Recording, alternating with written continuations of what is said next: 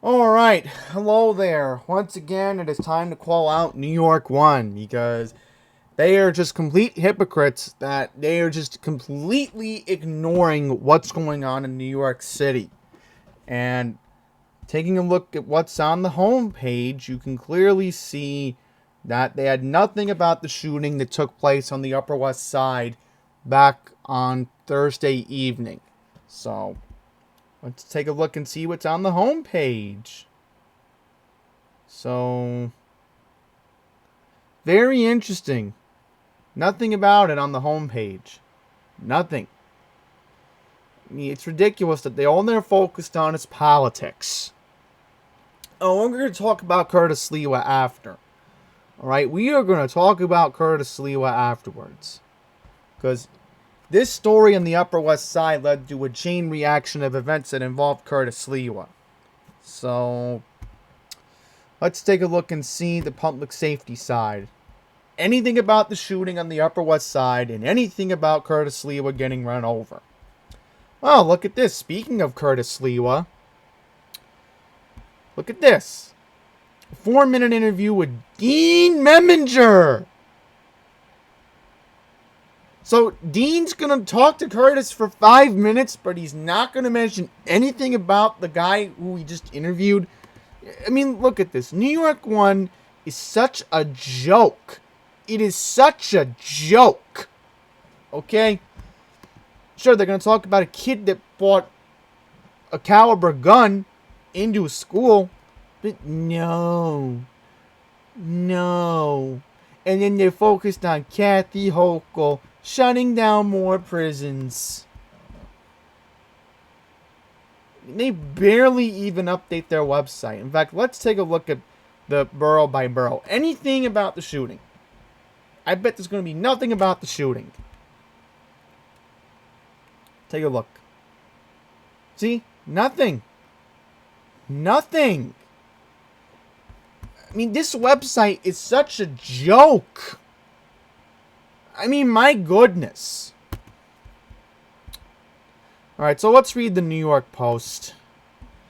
Because in order to find out what's really going on, you have to literally go on to different websites. So let's read this.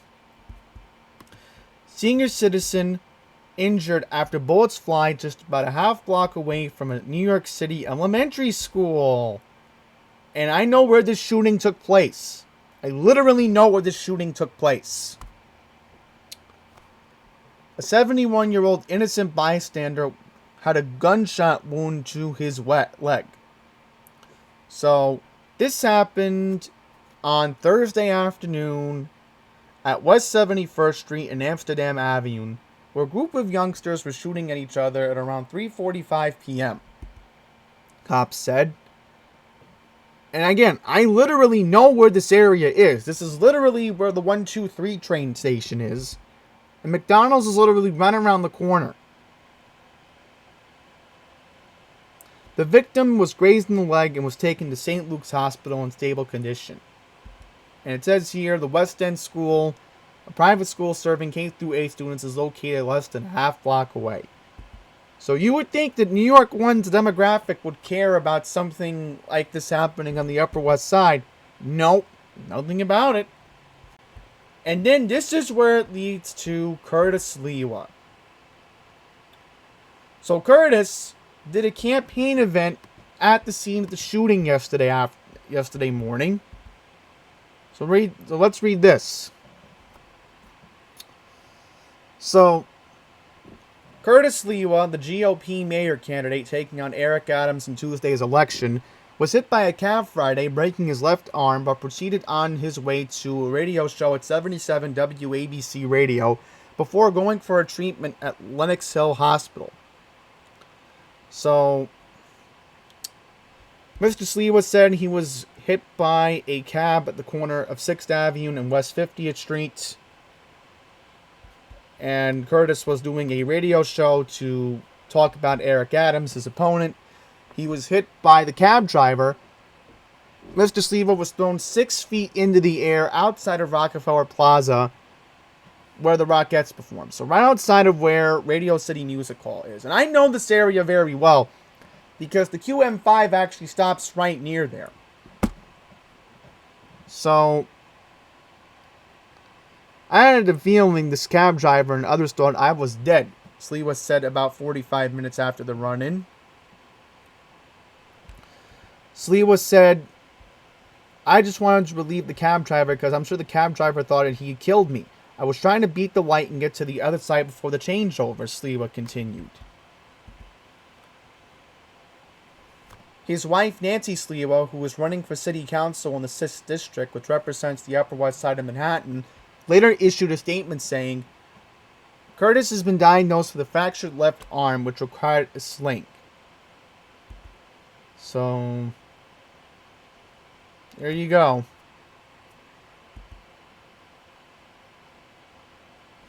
And again, Curtis was on his way to, I'm going to put this for my own human after. I want to read this article about Addison. So I'm just going to see what else it says here. There was no police report. That's obvious. That's going to make sense. Oh, another one I got to look up.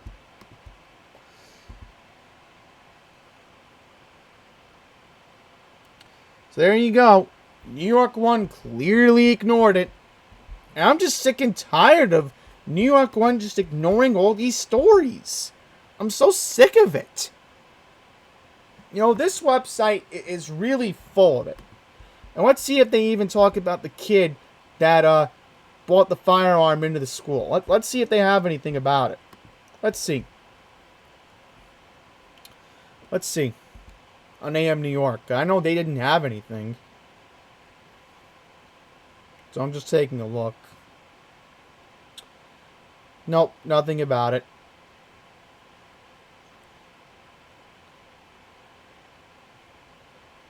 So I am looking... Okay, nothing about it.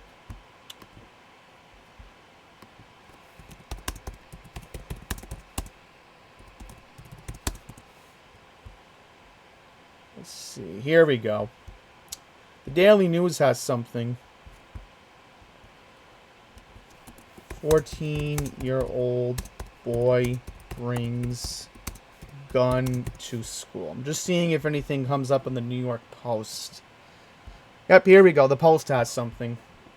So I figured I want to go with the Post. They're more, they're more accurate on this stuff.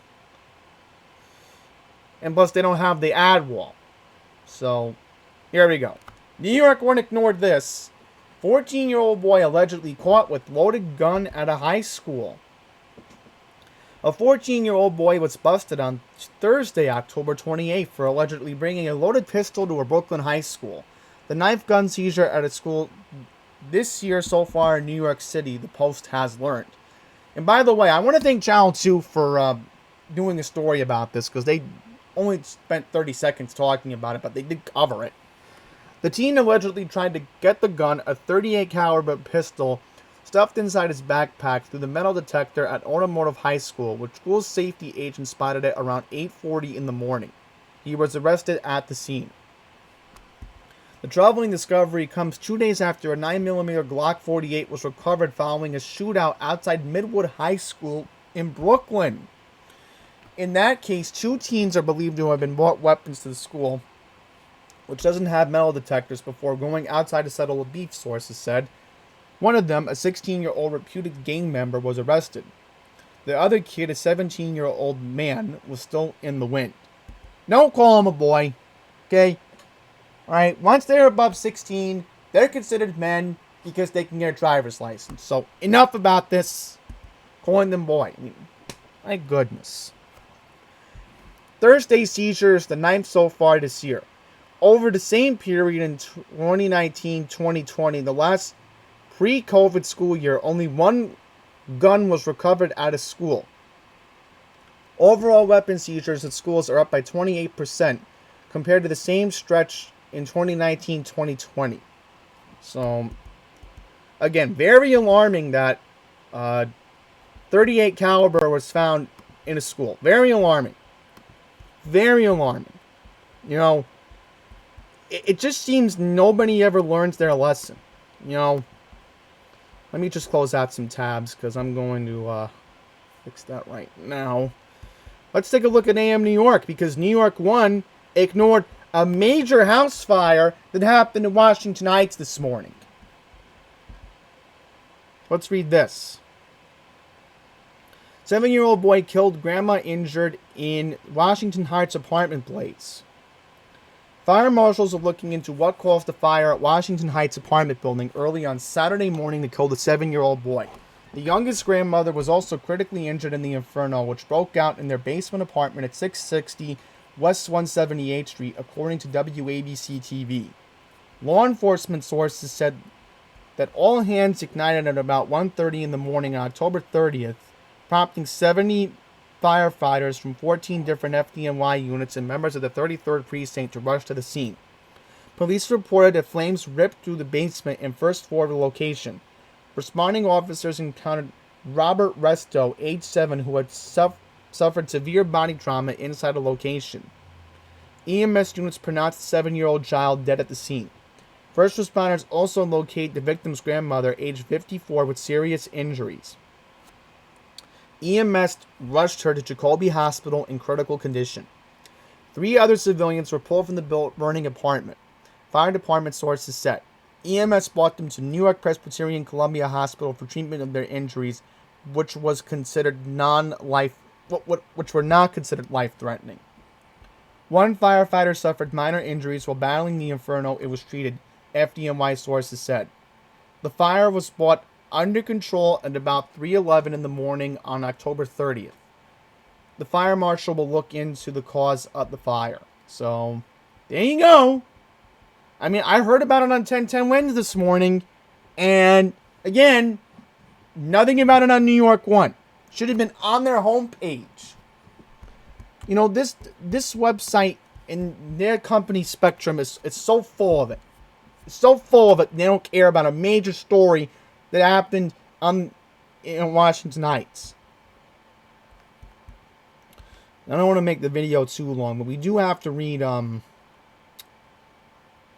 the story in Queens I want to get to.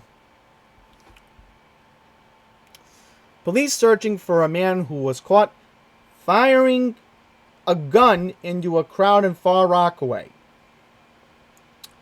So here we go. In fact, I think I mentioned this story before. Oh, and then look at this. Another hit and run incident this week. So, one in Midtown and another in Jamaica. So, I'll read that one. Okay, so here we go. At around 1:30 in the morning on October 24th in front of 38-01 Beach Channel Drive, a suspect fired his gun at several people, striking one of 32-year-old victim in the groin and both feet, a 35-year-old man in the chest, and a 36-year-old man in his left shin. Right, so this is the one that I talked about a couple days ago. So we do have a video of that shooting that took place last weekend. So here we go. This is the shooting that I talked about that NY1 ignored. I'm very glad we have a surveillance video of it. So actually, there's some good news. We actually have an update. That is very surprising. Very surprising that Crime Stoppers actually has a video. Alright, so next up, we're going to move on to our first hit and run story that we need to read about. Pedestrian struck and killed by a hit and run driver near JFK that happened on Friday. This happened yesterday. Making sure. Yes, okay. 51-year-old man was struck and killed by a hit and run driver near the entrance to JFK Airport. Police from the 106th Precinct responded to a 911 call of a motor vehicle collision involving a pedestrian struck on the Nassau Expressway near Lefferts Boulevard around 6 a.m. Upon arrival, they discovered the victim lying on the roadway with trauma to his body. EMS responded to the location and pronounced the man dead on the scene. Further investigation by the Highway District Collision Investigation Squad determined that the man was walking along the eastbound Nassau Expressway in the vicinity of Lefferts Boulevard when he was struck by an unknown vehicle which fled the location. The identity of the victim is pending proper family notification, and to comply with federal HIPAA, there are no arrests and there's an ongoing investigation. So, very alarming. In fact, I'm going to look up where this is, because I know this area very well. Nassau Expressway, Lefferts Boulevard. Let's Google it. I want to get a street view. Oh, wait a minute. Wait a minute. Wait a minute. I know exactly where this is. Oh, no. Oh. Yep. This is where McDonald's is. It's on Rockaway. Oh, my goodness. So, I know this area very well, unfortunately. Do feel bad for the victim's family. I mean, this is a dangerous area to be walking in anyway. The cars always go too fast.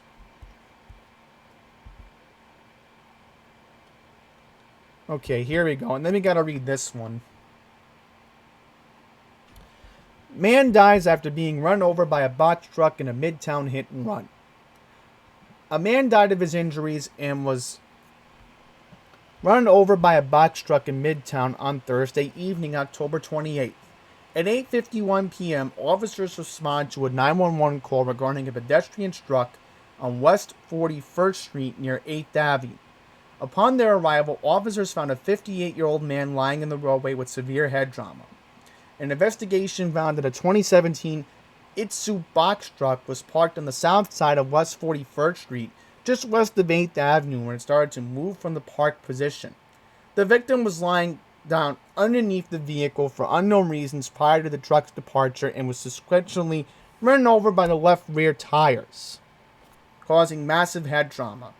The victim was pronounced dead at the scene, his identities being withheld pending family notification and, of course, to comply with federal HIPAA. The box truck... Oh, look at this. A typo. It is reported that the box truck did not remain at the scene and may have not known that the victim was run over. So, there you go. 2 hit-and-run incidents that were ignored by NY1. You know, you have this to happen right by the Port Authority bus terminal. And then you have another incident that happened right by JFK Airport. I mean, what else is there to say? Now, I'm not going to read this one because, believe it or not, Channel 7 actually did a full report on this one. So, you want to look it up on Channel 7's website, I would recommend the news. So, but here's something that got ignored. There's the last one I'm going to read. Police searching for a man in viral video who punched a woman on the D train in New York City. So, I saw this on Twitter, believe it or not. This is very disturbing that a felony assault was recorded on camera and NY1 ignored this. A viral video shows a man punching a woman while riding the D train in New York City, and the NYPD is looking for the assailant. According to police, the suspect, described as an unknown man, got into a dispute with the woman while riding the D train. The dispute escalated and the suspect punched the woman in the face. Video posted all over social media shows that the victim was told the suspect to take a chill pill, which resulted in the felony assault. Police say it is not immediately clear when the incident happened or what subway station it was near. The video was posted onto social media back on Wednesday.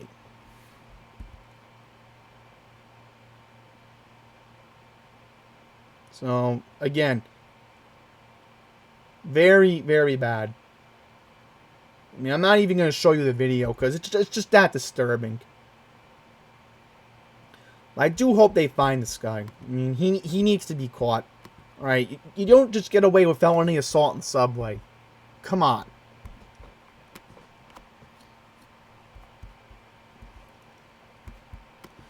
Alright, so that's going to wrap up this video. I mean, I'm just so disgusted with this TV station. I mean, NY1, you really need to reevaluate yourselves as a station because you are literally just like News 12 Long Island, ignoring the crime in Long Island. I mean, I understand people in Long Island have it rough with News 12. I mean, your crime's getting ignored. I mean, here in the city, we're getting ignored too. And we're honestly sick and tired of it. We really are. So like I said, I'm going to keep doing these videos. As long as NY1 keeps double-crossing viewers and, double-crossing me as a customer, then you're going to get called out. That's what's going to happen, NY1. So that's it. Thank you for watching.